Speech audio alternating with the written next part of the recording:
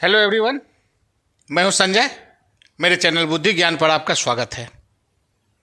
दोस्तों, आज हम लोग चर्चा करने वाले हैं अनुच्छेद 15 के बारे में, आर्टिकल 15 के बारे में। भारतीय संविधान दुनिया के सबसे बड़े लोकतंत्र का धर्म ग्रंथ है और इससे संचालित होता है भारत का लोकतंत्र।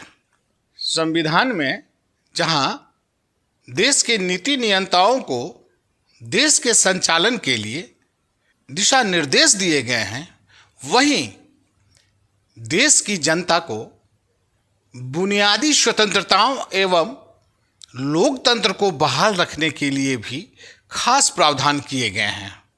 संविधान में भारतीय नागरिकों की बुनियादी स्वतंत्रताओं एवं समानता के अधिकार को सुनिश्चित करने के लिए भारत के संविधान के निर्माताओं ने मौलिक अधिकार की रचना की।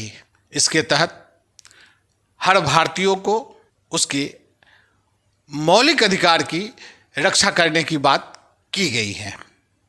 मौलिक अधिकार की चर्चा अनुच्छेद 12 से अनुच्छेद 35 के तहत की गई है। इनमें से अनुच्छेद 15 काफ़ी महत्वपूर्ण है, जिसमें समानता के अधिकार की बात की गई है। तो आज हम लोग जानेंगे इस अनुच्छेद 15 के हर पहलू को एवं उसके महत्व एवं मकसद को भी।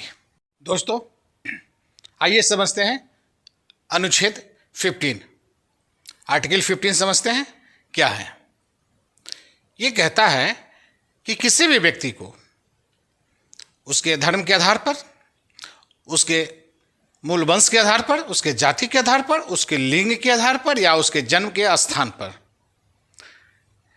इन पांचों ग्राउंड्स पर, इन 5 स्पेसिफिक ग्राउंड पर उसके साथ किसी भी प्रकार का भेदभाव नहीं किया जा सकता है। यह कहता है आर्टिकल 15।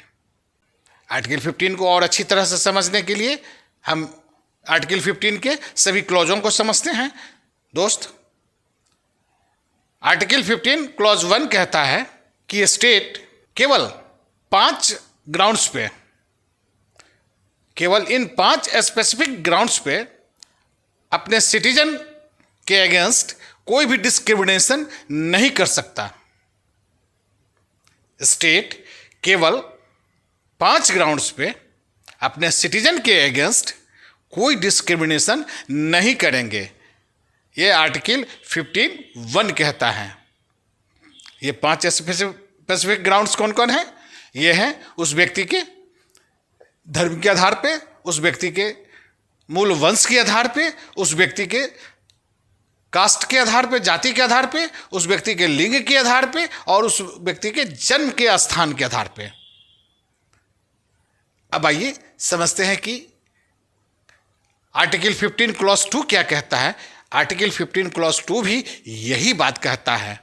सिर्फ फर्क है कि आर्टिकल क्लॉज 1 जो है, 15 क्लॉज 1 जो है, वो स्टेट की रिस्पॉन्सिबिलिटी को बताता है, जबकि आर्टिकल 15 क्लॉज 2 जो है, ये स्टेट प्लस प्राइवेट इंडिविजुअल दोनों के बारे में कहता है, दोनों की रिस्पॉन्सिबिलिटी के बारे में कहता है कि ये दोनों जो है किसी भी व्यक्ति के साथ ये 5 आधार पे, इस स्पेसिफिक ग्राउंड्स पे कोई डिस्क्रिमिनेशन नहीं कर सकता है। और यह आर्टिकल 15 क्लॉज 2 कहता है कि इन 9 जगह पर, इन स्पेसिफिक 9 जगह पर पब्लिक के साथ, किसी व्यक्ति के साथ, किसी प्राइवेट इंडिविजुअल के साथ किसी भी प्रकार का डिस्क्रिमिनेशन नहीं किया जा सकता।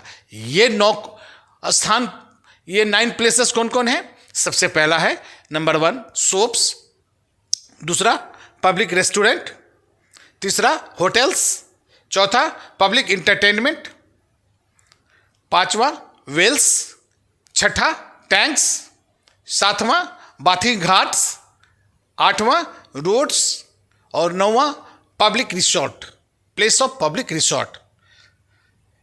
1 से लेकर 4 तक तो ये प्रोविजन हमको कानून ही देता है, जबकि 5 से लेकर 9 तक ये जो है वेल्स है, जैसे कुआं है, टैंक्स हैं, बाथिंग घाट्स हैं, या सरकार के द्वारा या तो स्पॉन्सर्ड किया गया हो या तो सरकार का पैसा लगा हो, अगर इन स्थान पर सरकारी पैसा लगा है तो इन स्थान पर किसी भी प्रकार के डिस्क्रिमिनेशन नहीं किया जा सकता। और आर्टिकल 15(1) क्लॉज 1 और आर्टिकल 15 क्लॉज 2 ये दोनों जो है प्रोहिबिशन ऑफ डिस्क्रिमिनेशन बताता है, जबकि 15 क्लॉज 3 जो है वो कहता है स्टेट को कि स्टेट अगर वुमेन्स और चाइल्ड के लिए किसी भी प्रकार के अगर कोई डिस्क्रिमिनेशन करता भी है तो वो पॉजिटिव डिस्क्रिमिनेशन माना जाएगा, यानी उसके एडवांसमेंट के लिए अगर कोई कानून लाता है तो वह आर्टिकल 15 का उल्लंघन नहीं माना जाएगा। उसी तरह से आर्टिकल 15 क्लॉज 4 ये कहता है कि कोई भी social educationally backward caste, backward category यानी SC BC और SC शेड्यूल कास्ट या शेड्यूल ट्राइब, इन सबों के बेहतरी के लिए, इन सबों के एडवांसमेंट के लिए अगर किसी भी प्रकार का डिस्क्रिमिनेशन अगर होता है, कोई कानून आता है तो यह पॉजिटिव डिस्क्रिमिनेशन माना जाएगा, यानी यह क्लॉज 15 का उल्लंघन नहीं माना जाएगा। तो ये मेरे दोस्त आर्टिकल 15, इसके ऊपर एक मूवी बन चुकी है। लोगों के बीच काफ़ी उत्सुकता है इस अनुच्छेद के बारे में कि ये अनुच्छेद क्या है, कि अब आप अच्छी तरह से समझ गए होंगे आर्टिकल 15 क्या है। अगर इसमें किसी भी प्रकार की कोई कमी रह गई हो या आपको समझने में किसी प्रकार का दिक्कत आ रहा हो तो आप हमें कमेंट्स करके बताएंगे। धन्यवाद।